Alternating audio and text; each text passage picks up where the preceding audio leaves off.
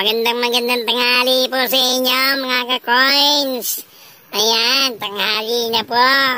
Sa mga hindi pa po nag-aalmusal dyan, late na po kayo. At mga nagtatrabaho din po, o kaya puyat po kayo o nagtatrabaho sa gabi. Meron pa ba nagtatrabaho sa gabi ngayon? Ewan ko ba?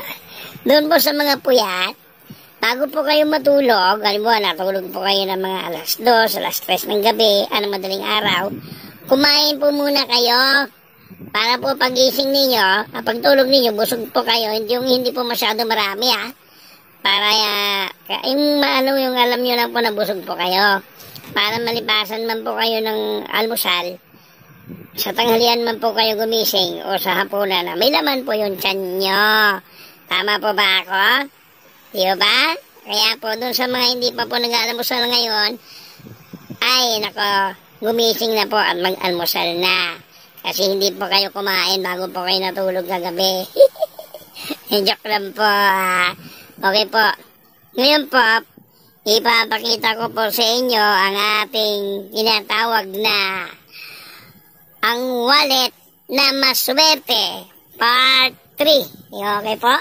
At bubuksan din po siya ngayon ng ating mahiwagang kamay. Okay po, ito po yun, no? Yan, hindi yan pala. Hindi rin yan. Hindi rin yan. Hindi rin yan. Ito nga, ito na siya po. Ayun, nakikita niyo po yung pangalan na yan. Kung-cross up ko pa. Republika ng Pilipinas. Yan, o, 10. Doon po sa mga nakakita na ng coin na ito, alam nyo na kung ano po ito. Pero sa mga hindi pa po nakakita coin, sorry po papel pala, perang papel. Doon po sa mga hindi pa po nakakita ng perang papel na ito, malamang hindi nyo po alam kasi hindi pa po ninyo nga nakita Diba? Kasi ito po ay lumang pera na po ito. Medyo lumang pera na po. Okay po? Yan po, buksan po natin. Yan po siya. 2 pisong, 2 ang ulo, 2 ang mukha, okay po? Yan, nakikita, 2 piso. Ano ba yan? Ano ba nangyayari sa akin? 10 piso pala. Ano ba yan? Huwag naman kayong ganyan, ba't ginaganyan nyo ko ngayon? 10 piso ito, hindi 2 piso. Ay, nako. Sino ka man, bahala ka sa buhay mo. 10 piso po itong papel, okay po? Buksan po natin para makita po natin kung ano ba talaga ang perang papel na ito. Ayan. Papakita ko po sa inyo, pati po yung likod. Okay po? Dali lang po Medyo masikip po yung malit Ayan po, ayan. Ngayon, liligpit po natin yan. Ayan po siya. Yan. Inaayos ko lang po para magmukha po siyang malutong. Kahit medyo luma na po yung coin, okay po? Ay, yung coin, yung perang papel po. Ano ba yan? Bakit laging coin? Ang nababanggit ko, sino ka ba? Ay, nako huwag ka namang ganyan. Nililigaw mo yung dila ko Ayan po, ang ating mga hero dito. Sa ating perang papel na ito, na 10 piso. Yan po, nakalagay, Republika ng Pilipinas, 10. Okay po, ayan po ang kanyang logo. Nakita na ho ba ninyo yung logo na yan? Sa ating pong coins ngayon na ginagamit pa. Nakikita po ninyo yung logo na yan? Nasa 5 pisong bronze po yan. At nasa 10 piso din po na 2 ang mukha. Okay po, 2 ulo. Na bronze yung nasa gitna. Bronze yung nasa gitna at puti po yung nasa labas. Okay po, at nasa mga 25 din po na 25 cents.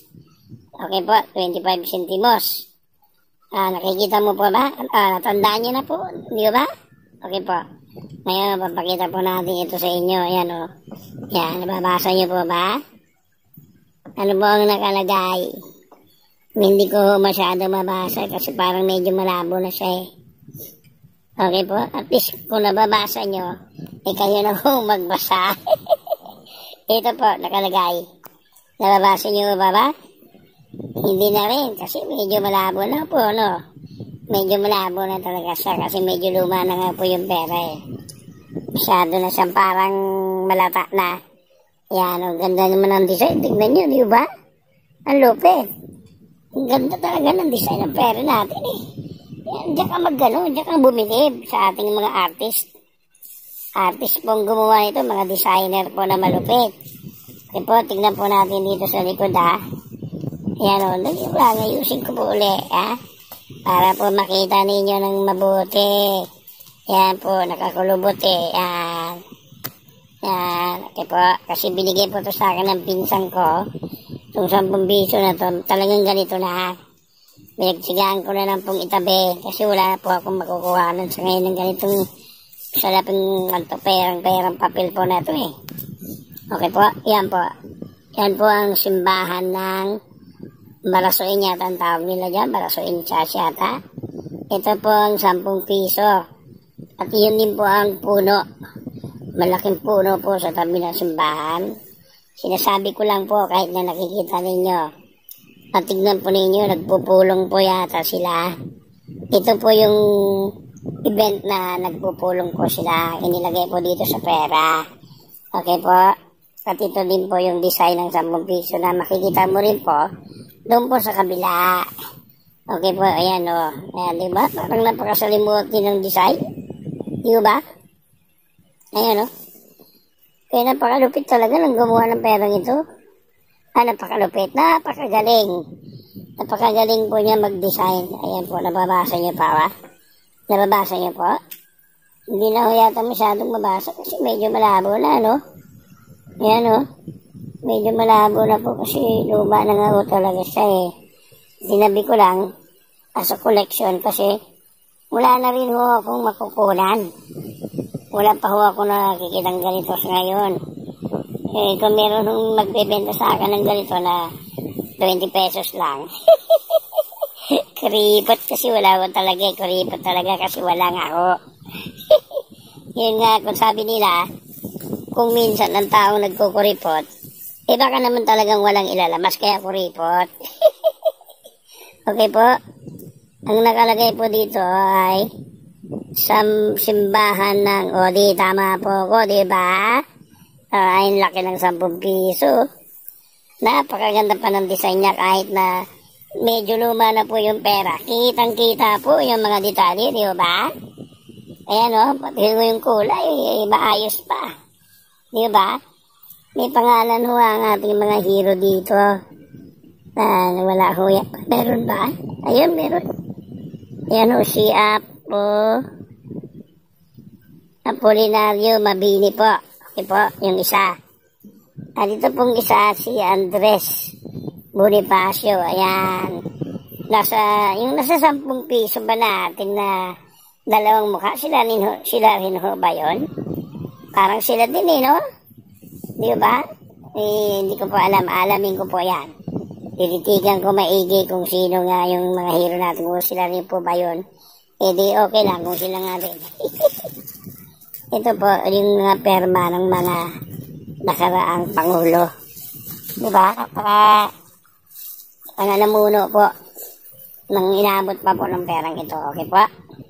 Ngayon, gusto niyo na ho bang makita kung magkano ang benta nila nito sa online? Taas po ang kamay. Kamay na naman. O, taas po ang paa. Joke lang po ha. Biro lang po. Wag po kayo magalit sa akin ha. Bibiro lang po ako. Nagdadagdag lang po ako ng mga salita para po kumaba yung video. Hindi naman ako pwede maglagay. Pwede rin yata. Maglagay ako ng maraming perang papel dito para may mapag-usapan, ano? Ito, basahin po natin nakasulat, ha? Ang salaping ito ay bayarin ng Bangko Sentral at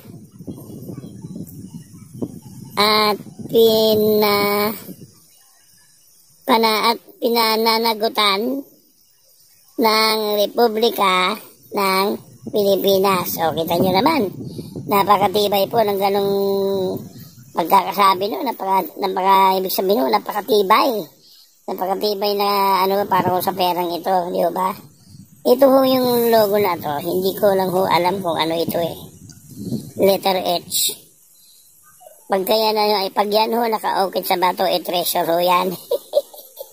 Treasure ho yan doon sa mga nagtitreasure hunting. Pero pag meron pong ganyang araw, sabi nila, movie trap daw po yan. Kung yan po ay naka-ukit sa bato, kaso po dito sa papel naka-ukit, hindi ko rin po alam kung anong meaning, kung ano ang ibig sabihin. Okay po, sila lang po yung nakakaalam niyan, yung mga gumawa nito, at yung mga nakakaalam. Okay po.